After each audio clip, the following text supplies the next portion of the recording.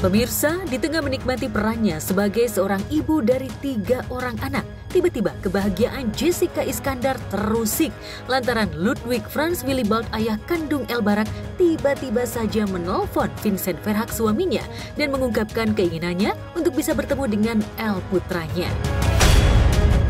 Kalau dia mau, ya boleh aja, tapi ada syaratnya. Itu ketemu saya dulu, ngobrol dulu, menjelaskan dulu intensi kamu apa. Memang kalau mau dibilang dari segi darah, iya. Tapi kan juga namanya anak kecil, masih labil, belum 18 tahun. Masih murni, masih sempurna. Masa iya kamu mau membuat dia jadi bingung? Kan kesian. Enggak lah, bercanda. Keinginan Ludwig tentu saja membuat wanita yang kerap disapa Jedar ini kaget. Lantaran selama bertahun-tahun, tak sekalipun Ludwig menghubungi Jedar untuk menanyakan El. Lantas seperti apa reaksi Vincent terkait keinginan Ludwig? Benarkah Vincent siap pasang badan untuk Jedar dan El? Benarkah ada syarat khusus yang diberikan Vincent untuk Ludwig? Jadi sebelum dia mau ke tahap sana, selama aku bertanggung jawab, selama aku masih jadi ayah El, ya harus ngobrol sama aku dulu.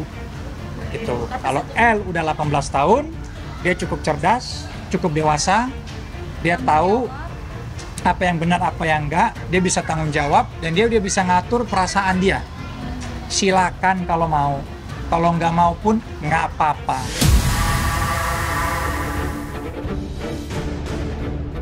Ya, meski Ludwig dan El memiliki hubungan darah, namun tetap saja sebagai ayah sambung, Vincent memiliki tanggung jawab penuh untuk melindungi El, terutama mentalnya. Apalagi El masih anak-anak yang kondisi psikisnya masih labil.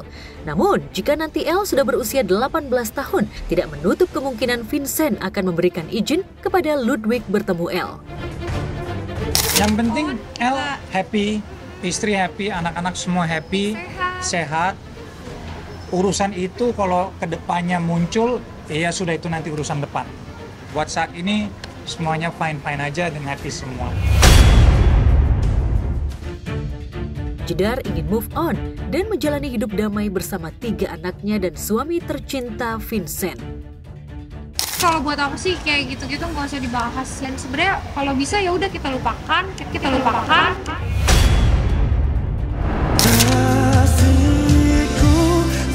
Di sini kisah kita, jangan tangisi keadaannya.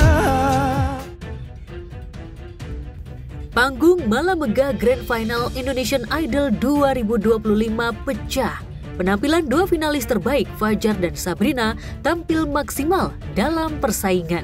Penampilan Fajar duet virtual dengan mendiang Glenn Fredly live by The Baku Cakar menyanyikan tembang bertajuk Januari. Benar-benar magis dan bikin bangga. Satu studio ikut meneteskan air mata dan bikin terharu, tak terkecuali kelima juri. Sampai di sini kisah kita, jangan tangisi keadaannya.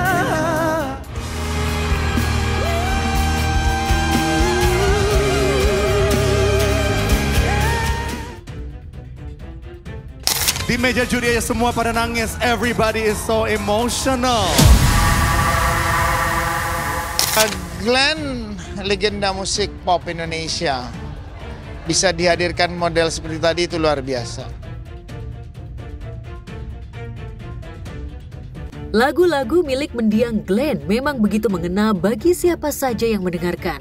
Pun dengan Maya Estianty dengan lagu bertajuk Sedih Tak Berujung yang dinyanyikan Sabrina diiringi oleh The Baku Cakar.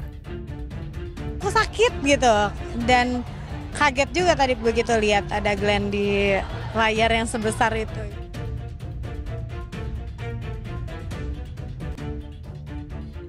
Dan yang tak kalah menarik adalah lagu-lagu yang dinyanyikan 2 finalis Idol dengan begitu ciamik itu juga disaksikan langsung oleh istri Glenn, Mutia Ayu. Di sana luar biasa banget, benar-benar merinding dari dari awal sampai akhir.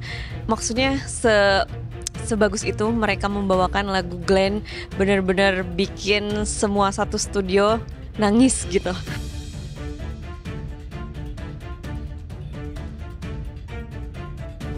Penampilan Fajar dan Sabrina di babak Grand Final Indonesian Idol tak hanya memukau tetapi juga meninggalkan jejak di hati jutaan pasang mata. Keduanya tampil dengan suara khas serta karisma dan kekuatan vokal yang tak terbantahkan. Walaupun pada akhirnya hanya akan ada satu yang terbaik dan terpilih menjadi idola baru Indonesia. Bersama saya Dona Arsinta, saksikan terus Barista setiap hari Senin, Selasa dan Rabu pukul 6 waktu Indonesia Barat hanya di RCTI.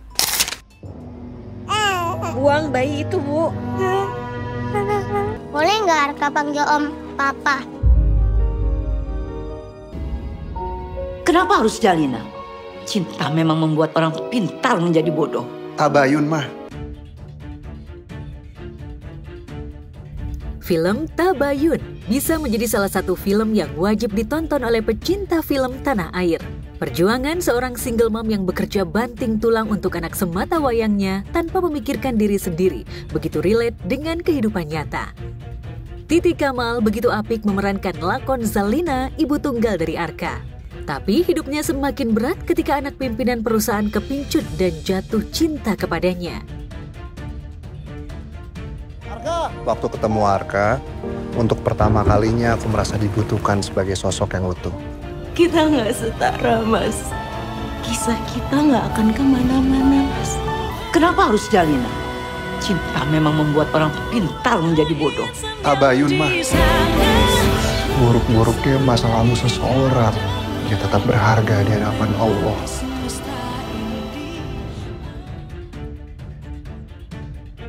Tangis air mata membanjiri seisi ruang bioskop. Penonton tampak larut dalam cerita yang begitu lekat dengan kehidupan nyata. Apalagi mereka yang berjuang seorang diri untuk membesarkan anak-anaknya. Yang aku petik, ada satu kalimat yang bikin aku, wah gitu ya. Aku punya 1000 alasan untuk mencintaimu, tapi kamu punya satu alasan. Sedih banget untuk meninggalkan aku. Itu sakit banget sih. Jujur aku pernah ngerasain juga hubungan yang ya semacam jagain jodoh orang. Aku rekomendasiin buat kalian wajib banget tonton film ini karena ini relate banget sama kehidupan. Terus siapin tisu, jangan lupa karena dari awal sampai akhir itu benar-benar menyentuh banget.